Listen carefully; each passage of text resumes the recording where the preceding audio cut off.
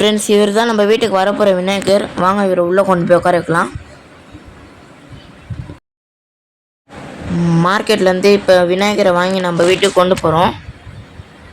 வாங்க உள்ளே போகலாம். இது பிள்ளையாருக்கு கொடை. வீட்டுக்குள்ளே வந்துட்டாரு. இப்போ அவரை இப்போதைக்கு உட்கார வைக்கலாம். இன்னைக்கு இங்கே இருப்பார், நாளைக்கு அவர் பிளேஸ்க்கு போயிடுவார்.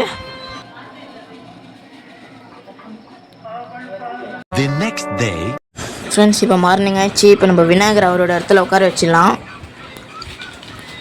இந்த கவர்லாம் ஃபஸ்ட்டு ரிமூவ் பண்ணிடணும். ஃப்ரெண்ட்ஸ், இப்போ நான் இறக்கி இந்த விநாயகரோட கண்ணை கட்டி வச்சுருக்கேன்னா, நம்ம படையல் போடுற வரைக்கும் விநாயகரோட கண்ணை திறக்கக்கூடாது. அதனால தான் இந்த விநாயகர் கண்ணை மூடிட்டு வைக்கணும்.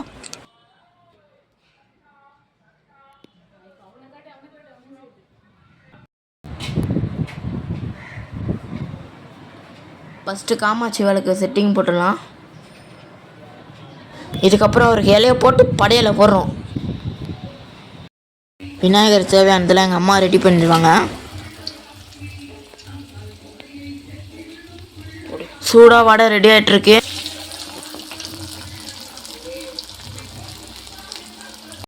அதே நேரத்தில் கொழுக்கட்டையும் இங்கே ரெடி ஆயிடுச்சு.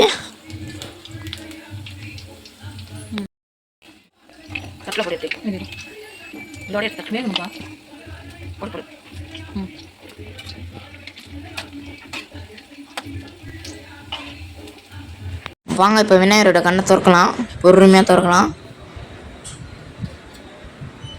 திறந்தாச்சு. விநாயகர் நம்ம வீட்டுக்குள்ளே வந்துக்கிட்டார். விளக்கேற்றுவோம் வாங்க.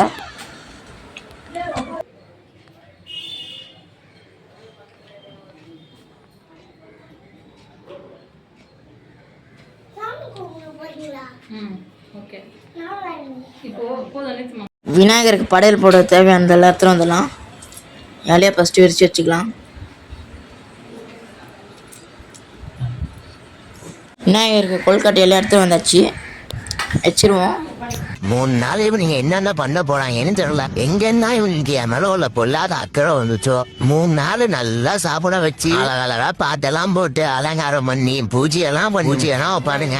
இவனுக்கு பிறகு நல்லா முக்கியம் இல்ல, லீவ் விடுறாங்கல்ல, அவங்களுக்கு அதுதான் முக்கியம். ஆனா என்ன, நான் நல்லா சாப்பிடுவேன். இந்த வருஷம் என்னென்ன கூத்து வச்சிருக்கேன் ஏன்னு தெரியல.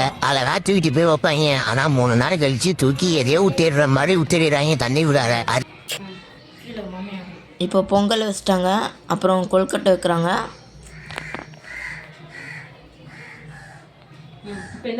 அடுத்தது எனக்கு பிடிச்ச கார கொழுக்கட்டை. எங்கள் அம்மா பிள்ளையாருக்கு அள்ளி வைக்கிறாங்க. அப்போ அடுத்து என்ன வைக்க போகிறாங்க தெரில. அதை வந்துச்சு வடை. அம்மா வேமாம்மா, எல்லாமே வேமா. விநாயகருக்குலாம் 10,000 வேமா, நிறையா வேமா.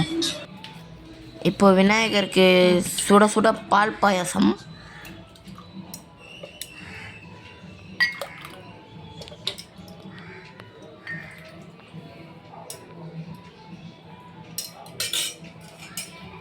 அடுத்தது அவருக்கு பிடிச்ச ஐட்டமான சுண்டல். இதுவும் நிறையா தான் வைக்கிறாங்க, பரவாயில்ல. இப்போது பூநூல் விநாயகர் கழுத்தில் போட்டு விட்டுருலாம். ரைட் ஹேண்ட் சைடாக பார்த்து தான் போடணும்.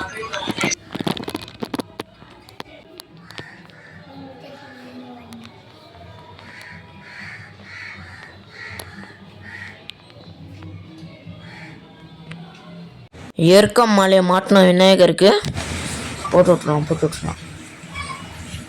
அது மேலேயே அப்படியே போட்டு விட்டுலாம். இந்த அருங்கம்பல்ல வச்சு தான் நம்ம விநாயகருக்கு வைக்கணும். அதை இதுதான் முக்கியமாக வைக்கணும் விநாயகருக்கு. இதையும் வைக்கலாம். ஒன்று மேலே இன்னொன்று கீழே, விநாயகர் கால் கீழே வச்சுருக்கேன். விநாயகருக்கு செயின்லாம் போட்டு விட்டு நல்லா அழகாக ஆற்றிடலாம். இருங்க லாக் ஆகிடுச்சு. கழட்டிட்டேன். விநாயகருக்கு போட்டு விட்டணும். சாதா பிள்ளையாரை தங்க பிள்ளையாராக மாற்றி விட்டாச்சு. விநாயகர் எப்படி அழகாக இருக்காரு பாருங்க. பா என்னம்மா ஜொலிக்கிறாரியா விநாயகர். பூ வைக்க மறந்துட்டேனே, அதை வச்சுட்டேன். பூ வச்சிடணும். நான் தான் மறந்துட்டேன். விநாயகருக்கு பிடிச்ச பழம் கொய்யாக்காய், ஆப்பிள், அது அது ஏதோ ஒரு ஏதோ பேர் சொல்லுவாங்க ஞாபகம் இல்லை. அப்புறம் நம்ம இது வேர்க்கடல உருண்டை, பச்சைக்கடல உருண்டைலாம் வைப்போம் விநாயகருக்கு வேர்க்கடல உருண்டை வச்சிடலாம்.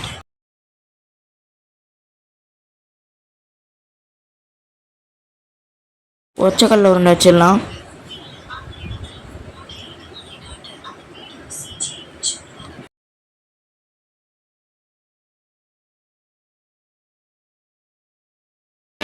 இருளை விலக்கி உலகை எழுப்பும் ஞாயிறு அங்கே குடியிருப்பான். அவன் ஆனை முகத்தனின் அடியவர் மனத்தில் ஒளியாய் வந்தே கொலுவிருப்பான். ஃபைனல் டச் கொடை, அப்புறம் தீபாராதனை.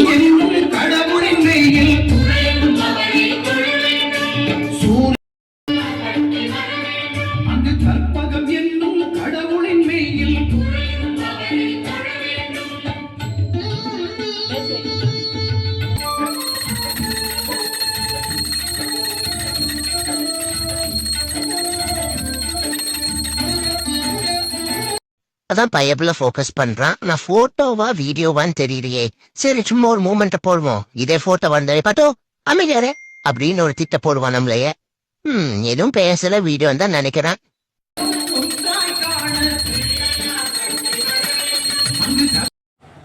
விநாயகர் கரைக்கிற நிகழ்வு வேணும்னா பார்ட் 2 கமெண்ட் பண்ணுங்க.